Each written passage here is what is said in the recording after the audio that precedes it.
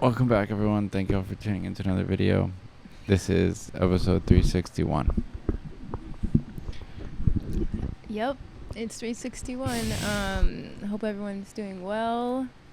Brian doesn't feel good. I have a migraine, a really bad migraine. First, his back is fucked. Now he has a migraine. He's had a migraine for like 2 days, so I'm kind of scared. I'm usually the one getting migraines. Yeah, or the one just causing them. Okay, don't be that guy. That was funny. It's not funny. Anyway. That was funny. Get the hell out of here. Oh, just wait till this camera's off. I'll show you funny. All right, we're gonna do a video today called the recent jobs report. It seems to be the biggest job loss since like COVID for the U.S. So we have a tax professional here to explain it for us. So let's see. We are witnessing the biggest job loss in years, which is going to force the Federal Reserve to continue cutting interest rates.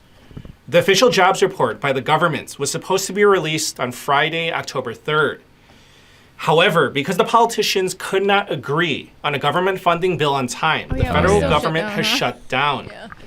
And consequently, we are, huh? We are, but I think we're just so numb to everything. No one's even acknowledging it anymore. They're like, oh, okay. It's not like the government works anyway. There's this kind of feeling that everything's falling apart, but no one wants to say it. Yeah. Yeah. We're using like tape where we should be using surgery. Yeah. Yeah. Surgery. Yeah. Like putting Band-Aid over like where it needs stitches. Yeah. That's what we're doing. Yeah. Consequently, the Bureau of Labor Statistics did not release the reports. Therefore, people have been relying on the ADP jobs reports, which at least gives us insights into the labor market situation in the private sector. And for the month of September, the ADP report shows that the private sector lost 32,000 jobs. Damn. This was the biggest decline in 2.5 years. Another report that we'd like to look at, regardless of whether the BLS jobs report is released or not, is the Challenger reports. This is on page 1 of the report, and in the chart, I've highlighted the months of 2025. It says, so far this year, companies have announced 946,426 job cuts, the highest year-to-date since Why did it take a super... why did it incline so heavily and then all of a sudden dip?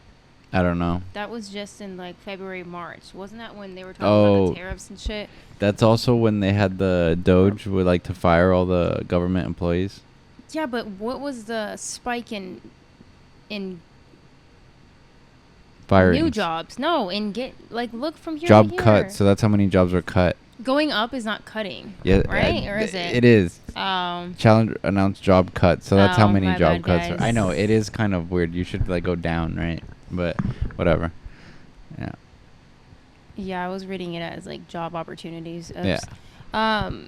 Okay. Well, yeah, there's a shit ton. That was around that time, huh? Yeah. When Elon took over the treasury. And then didn't Trump just fire that one lady? I don't know. Part of the labor board for saying that there was a high unemployment rate. There's also fired her right after. 2020. That is 55% higher compared to the same time period in 2024. And on page 2 of the report, it says, it's very likely job cut plans are going to surpass 1 million for the first time since 2020. Again, we're currently at 946,000, so I would say that surpassing that amount is very likely. And it says that previous periods with this many job cuts occurred either during recessions or during periods of transformative technology.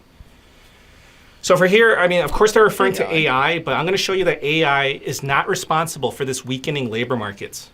And then it proceeds to say that we're dealing with a stagnating labor market. Yeah, not yet. Okay, so what does all this mean? It means that the Federal Reserve will be obligated to continue cutting interest rates. So they cut interest rates in September, and they're most likely going to cut interest rates this month as well. So I want to show you the odds of that happening. Now, if you're an investor in the stock markets or precious metals or crypto, then you're going to like these odds because rate cuts means that an easier monetary policy is coming, and that's going to boost asset prices. So take a look at this. This is according to the CME Fed Watch tool. The next Federal Reserve meeting is going to be on October 29th. Right now, there's a 96.2% chance that the Federal Reserve will cut interest rates at this upcoming meeting. And there's a 3.8% chance that they're not going to cut rates. Okay, right now, the federal funds interest rate's at 4.25%. They're expected to cut the interest rates this month by 0.25%, which would bring the Fed funds rate down to 4.0%. Before the release of this ADP jobs report, the odds of a rate cut were at 90%. And because the ADP jobs report showed job losses for September, it boosted the odds of a rate cut to where we are today, from 90% to 96.2%. Now, the meeting after October 29th is going to take place on December 10th. And there's an 86.3% chance that the Federal Reserve is going to cut interest rates at that December meeting as well. So if the Federal Reserve cuts interest rates in October and in December, then the Fed funds interest rate is going to fall from the current 4.25%. Isn't this normal though? I feel like it is. Yeah. I don't know the likelihood how much they cut it every The thing year, that I don't get is there's all these job losses, and things are so expensive, and they're just getting more expensive. Yeah. To 3.75%. And I just want you to know that's a big deal, because it is widely expected that the Federal Reserve is just going to continue to cut interest rates in 2026. So I just want you to think about that, because Jay Powell, who's the chair of the Federal Reserve, is going to end this term in May, right? And most likely what's going to happen? President Trump's most likely going to replace him with someone that's going to cut rates aggressively. Now, shifting back to the labor markets, I want to show you this from page 8 of the Challenger report. So this is going to give you more clarity on the labor market situation, and I found this very interesting. As I mentioned, there have been 946,426 job cuts announced so far this year, right? And here are the reasons that were cited for those cuts. The biggest reason was DOGE, directly responsible for 293,000 job cuts, and the downstream impact was 20,000 more. Although DOGE was the number one reason, if you look at these, what I've outlined in aggregate, then in my opinion, it's the weaker economy that's responsible for more of the job cuts. Economic conditions are cited for 208,000 cuts, and then you have closings, restructuring. What are the economic conditions? Why is it so vague? Yeah. Bankruptcy and cost cutting responsible for a little over 300,000 job cuts. Now, I just want to point out these two categories in specific because they're talked about a lot, and I want to give you the facts and share with you my opinion. The first one is artificial intelligence. AI was directly cited as the cause for 17,375 job cuts.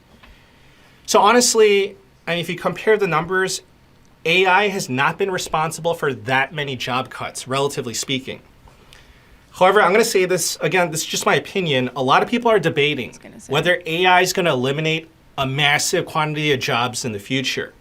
I feel like eventually. Okay, so I'll tell you this. I feel like it definitely will. I also feel like these numbers are so, I don't want to say irrelevant, but they're not going to be as accurate right now because you can fire someone for something else and just, or for AI and say it was for something else. Like, oh, you're struggling, our budget.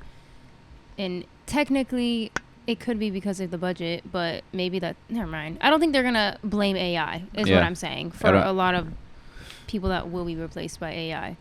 This number may seem low right now, but I believe that, yes, AI is going to eliminate a large quantity of jobs in the years ahead. So the reason why I'm saying that is because apart from YouTube, I have a lending business, so I help small businesses get funding. And I'm telling you, I am witnessing firsthand how AI can effectively eliminate so many back office and administrative employee roles. I'm worried. So I'm just telling you this very sincerely, like it is blowing my mind away. It's quite scary, to be honest. Mm-hmm. So my opinion is that this whole concern of AI eliminating many jobs in the future is not overblown. In my opinion, rather it's understated. That's just my 2 cents. Yeah. And another one that I want to point out is the tariffs. Tariffs have been cited as the reason for 5,847 job cuts. I understand that certain sectors and industries have been severely impacted, especially certain farmers. So I'm not going to turn a blind eye to that. But relatively speaking, comparing the numbers, it remains low, at least for now. And I also thought that this was very important to show you as well. According to the most recent JOLTS report, which is released by the government right before the shutdown, it shows that job openings continue to decline. Back in 2022, there were 2 job openings for every unemployed worker. So it was a job seekers market. I mean, this is when employers were competing for workers, when they were trying to attract people with larger pay raises and even hiring bonuses, like good hiring bonuses. It's when people are job hopping around like crazy trying to secure a better deal. But as you can see, and as you probably know, those days are long gone and the situation is getting worse. But now look at how the situation has changed. There's now less than 1 job opening for every unemployed worker. It's clearly an employer's market, and the situation is worse than right before the pandemic.